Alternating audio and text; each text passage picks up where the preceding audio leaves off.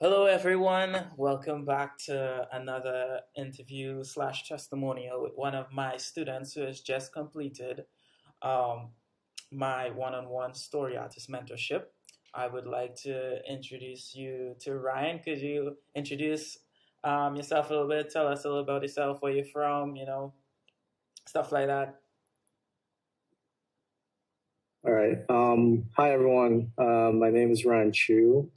I'm from Orange County, California. I'm a recent graduate from Cal State in Long Beach. I'm a first generation Taiwanese American. Both my parents were from Taipei, Taiwan. They immigrated over here a long time ago, around the late 70s, early 80s, and they both met in college, and yeah, then I was born here in California, and then uh, wanted to be a storyboard artist and studied up to here, and here I am. So yeah.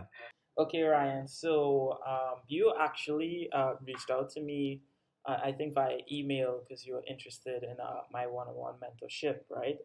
Could you tell me like why you decided to join the mentorship with me? Because there's so many other education out there with storyboarding. Why did you choose this one? Well, for multiple reasons. One, I recently just like found you like randomly, and then like you had like an article written about you, and like yeah, I got to know you a little bit more, and yeah, honestly, I kind of felt kind of sympathizing with your past, and also with the past experiences with taking both vocational and my university's roadmap. I've done both. I went to Concept Design Academy back in 2017, and later on, I took like an official class back in Cal State Long Beach. Both experiences were good. They were great. The Concept Design Academy was very technical. They were really focusing on the cinematic technical techniques that people should do for storyboarding. And for the one in Cal State Long Beach, it was very generalized and it was kind of sped up. But I did okay with both classes. Um, but I didn't really. I felt like there was something missing. It's like I've been saying, like everything they were just focusing on, like, oh, you could zoom your camera over here. Oh, like if you back it up over here, you could show everything. But when it comes to the story part, when it comes to storyboarding, it's not really talked about that much. It's usually like, oh, just read a little bit about story structure and just use what you know and just put it there on a damn piece of paper, and that's kind of it. And well, if and it's it was kind of like an assumption, but I thought if like Concept Design Academy did, the other vocational places would do the same. There's CGMA, there's schoolism, and I know that Brainstorm like has a storyboard stuff too, and like all other places. But um, one, I'm still kind of concerned that like they're just only going to go with the technicals, and they're just going to hope that you understand story already. And well, there's a bunch of people in the class, not too much, like 10, 15. That it's a small number, but it's a lot of work for the teacher themselves to like get to know the person, and then like, oh, what kind of story you're telling, and they have to do all that stuff like times 10 or 15 or sometimes 20 back in my university.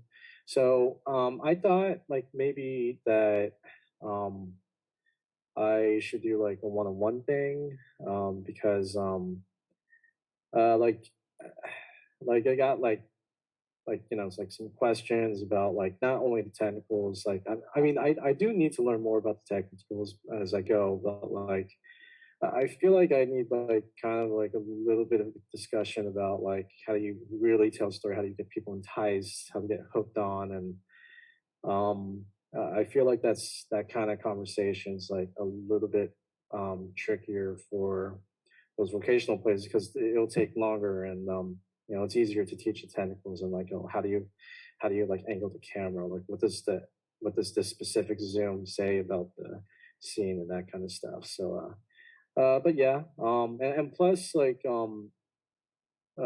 plus I feel that um the vocational places and the one in university, they were very generalized. Like they don't split up between feature type and TV type of storyboarding.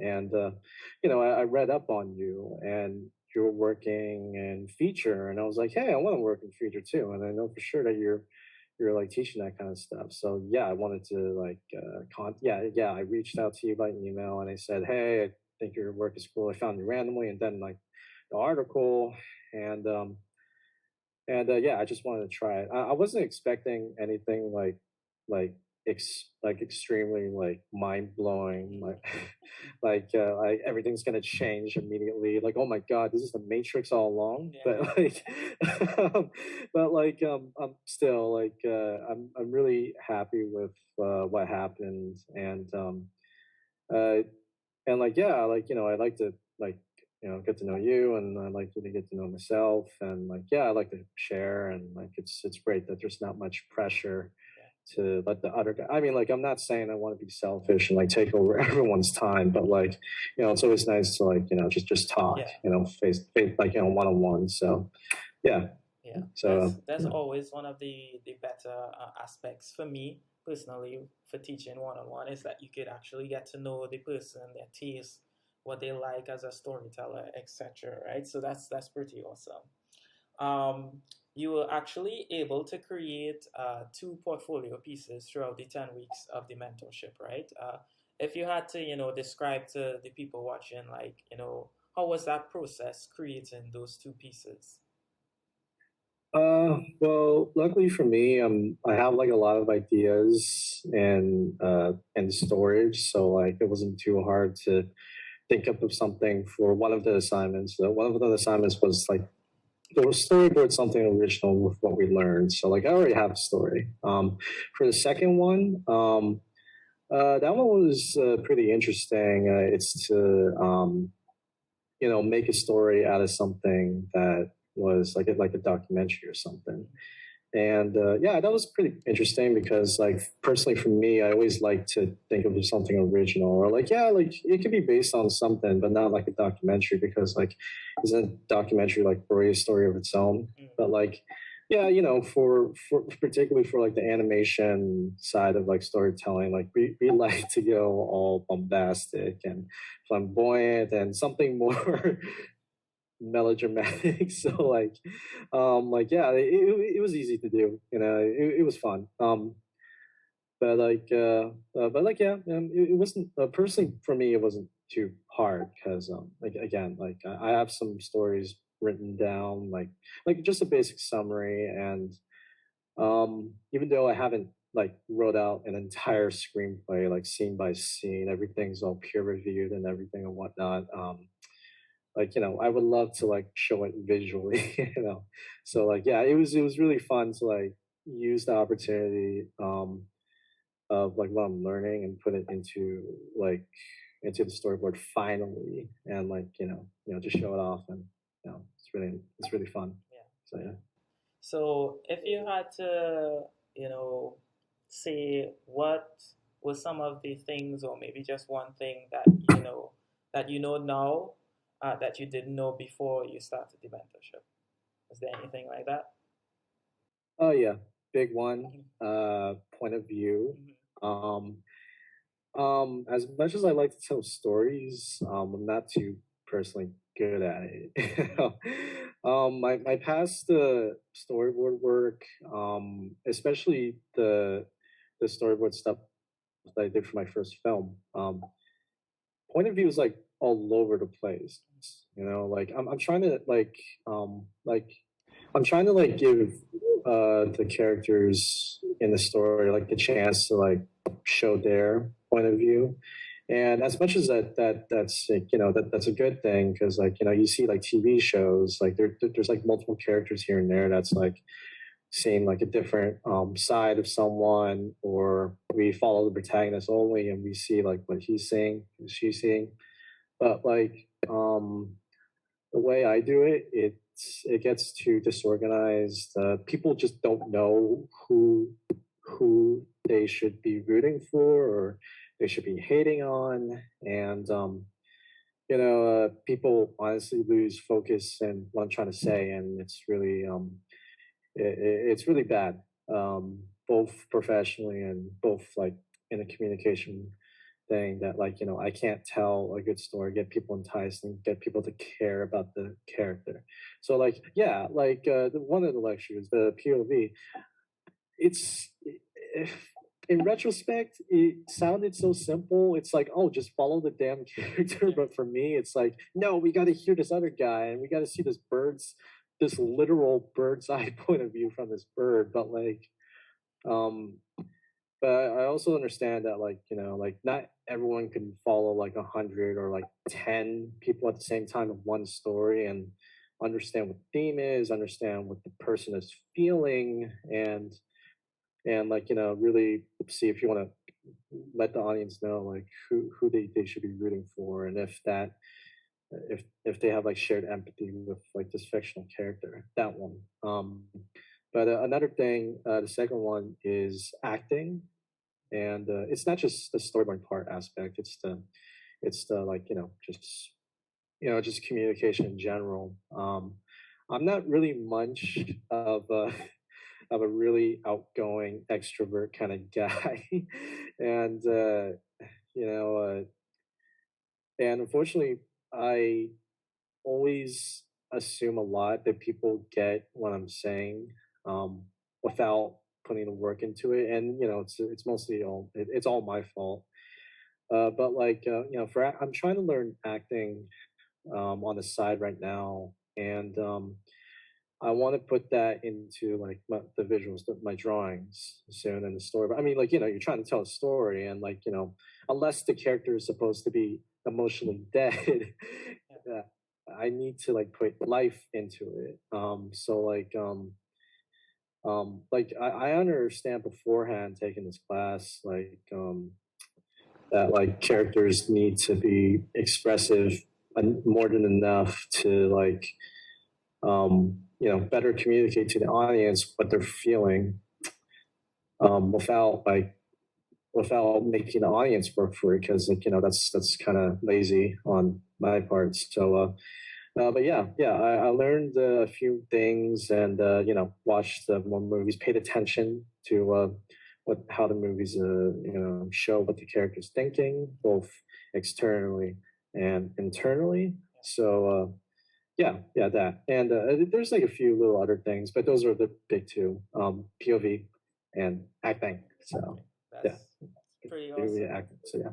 So, if you had to describe the benefits of working one on one, and what were the ways that I helped you throughout the mentorship, working with you one on one, rather than being in a class of 15. Well, just that we could just talk. There's not really much of a strict schedule. But at the same time, it's not like I'm going to talk for hours. I'm not going to do that. But like, yeah, there's not many distractions. I mean, I live in a quiet suburban neighborhood, so like, already got that one covered.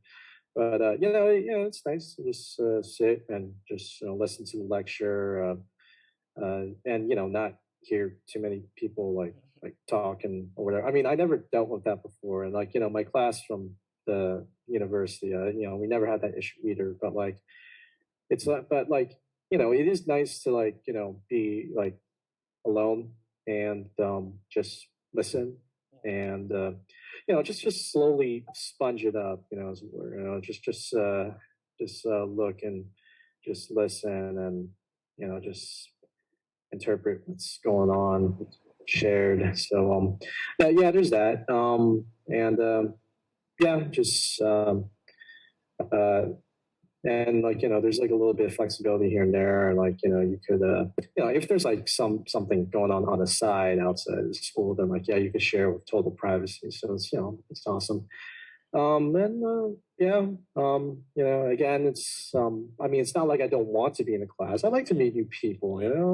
It's just the pandemic is just not letting anyone meet each other literally right now. So that's another problem, but that's another story. But like, but yeah, it's nice to do this one-on-one thing, and it's online too, so it's great. Like I'm in California, you're in like wherever, so like it's not like we can meet at all, Yeah. but like, hey, it's nice that internet exists. So it's awesome. So yeah. Okay. I know this mentorship itself was quite a large investment. But would you say that you had any regrets doing the mentorship or making such a huge investment? And was that investment worth the amount of money? Well, there is one regret. Yeah. I regret not finding you earlier, but in all seriousness, I enjoyed everything with the class. Uh, because and I have been like struggling trying to figure things out myself. I mean, like it's always great for everyone to figure things out themselves, but like it's great to meet like either a class or just a mentor one-on-one, whatever people would look for, and they find what they're looking for, like whether or not they're in a super expensive class, or they just like talking to like someone out in like the middle city of LA. But yeah, no regrets. I mean, I had the cash, so it's cool. I mean, like I am like working freelance on the side, and yeah, they kind of make things more busier than usual. But like but anyways, no, sum it up. No regrets. The first regret that was just a joke. It's like, oh, I regret never seeing you, not meeting you earlier. But like yeah, but Awesome. seriously, no regrets. Yeah. Awesome. So I want to ask you one more question. Yeah. If you had to tell your friends about this class and you had to describe this class to them, like who would you say this class would benefit the most? Like who should take this class?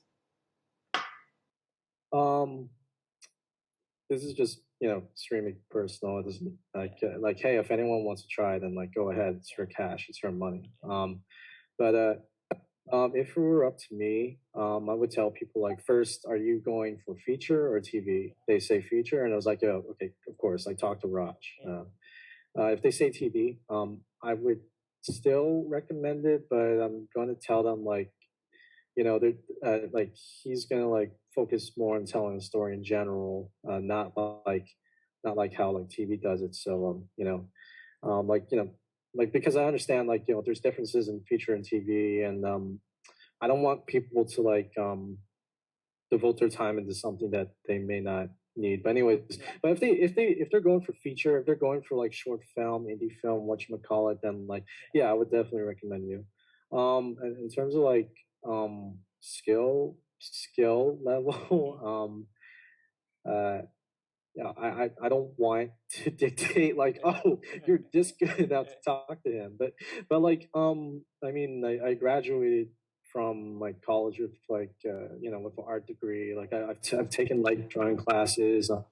I'm still drawing right now. It's a passion thing. That's why.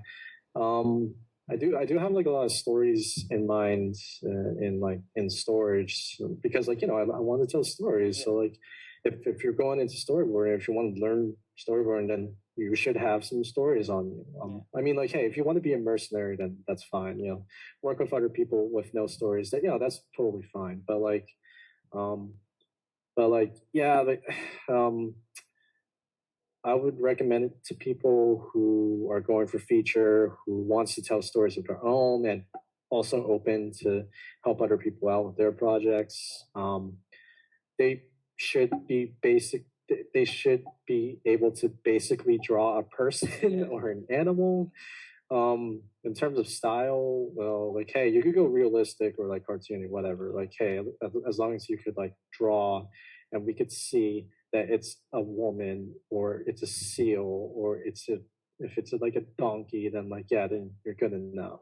But But like, yeah, but other than that, like with technical part, like, yeah, you should know what's the difference between an establishing and a very close up, like Yeah, just a little, just yeah, a little. just the And basics. like know how to tell a story in like a short sequence, like at least like 3 panels to show someone's that's throwing a ball. You know, like hey, if you know that, then you should be fine and going to the next level. So yeah, but but yeah, I mean, I'll recommend it to anyone who wants to either just learn or just to you know re-educate themselves, like you know sharpen themselves again if they're getting a bit too dull. Awesome. But yeah, yeah, I recommend it to anyone going for a feature who has like a basic understanding of storyboarding, cinematography. Yeah. And oh yeah, yeah, yeah. One last thing, movies. I'm I'm not a cinemaphile, wherever that term is. I mean, I watched enough movies, but there's never enough movies.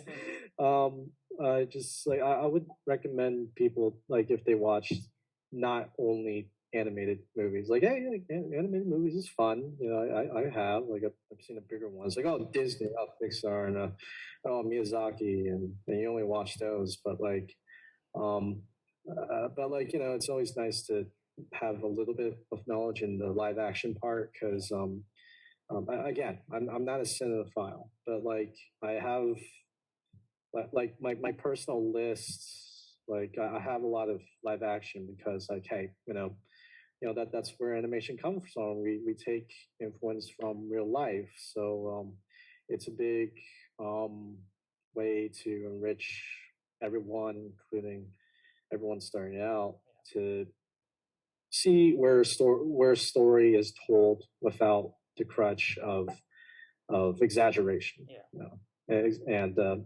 pretty colors and pretty animation from like pretty software like Maya, but like yeah, Yeah, yeah. um, I so totally yeah, agree. yeah, it's a lot, but like but still, it's like if anyone's like willing to learn, then like yeah, should you should have no problem. Awesome. So, that was the last question. But I want everyone to be able to see your work. I would during this interview, you probably would have seen some storyboards, flashing up on the screen. So those were actually Ryan's storyboards that he did during the mentorship.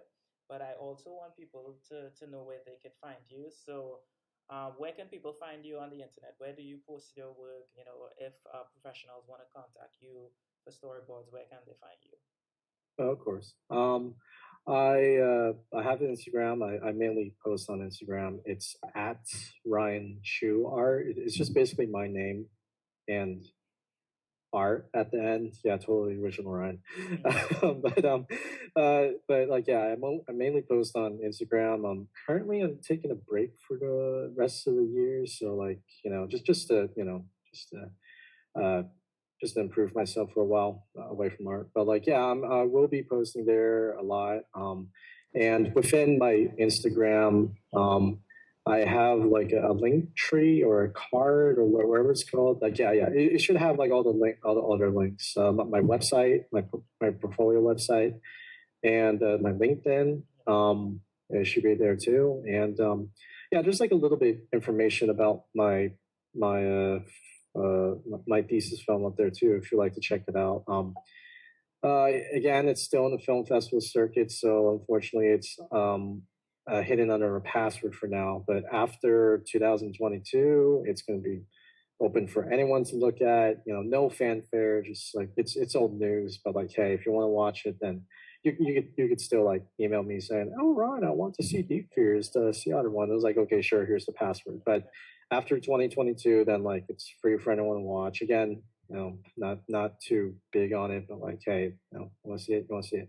But yeah, I'm on Instagram, Ryan Chu Art, and there should be a link where it should have like a list of links for my personal website, my LinkedIn, and other stuff in there. But yeah, yeah, always hit me up. I'm always free to contact, always free to chat, and yeah, always happy to hear if you like to share some things. I like to share some things, and can't Awesome. wait. Awesome. That's the end of the interview. I want to thank Ryan for taking the time to talk about his experience in my one-on-one mentorship. If there are people who are watching this interview that are interested in joining my mentorship, feel free to direct message me anywhere you see this video. You can message me on Facebook, LinkedIn, Instagram. If you want to find out more about the mentorship, you can book a consultation call and talk about if it's right for you, right? Um, I want to thank Ryan again. Make sure and follow him on Instagram. And thank you guys for watching. Hope to hear from you soon. All right. Bye, guys. Bye.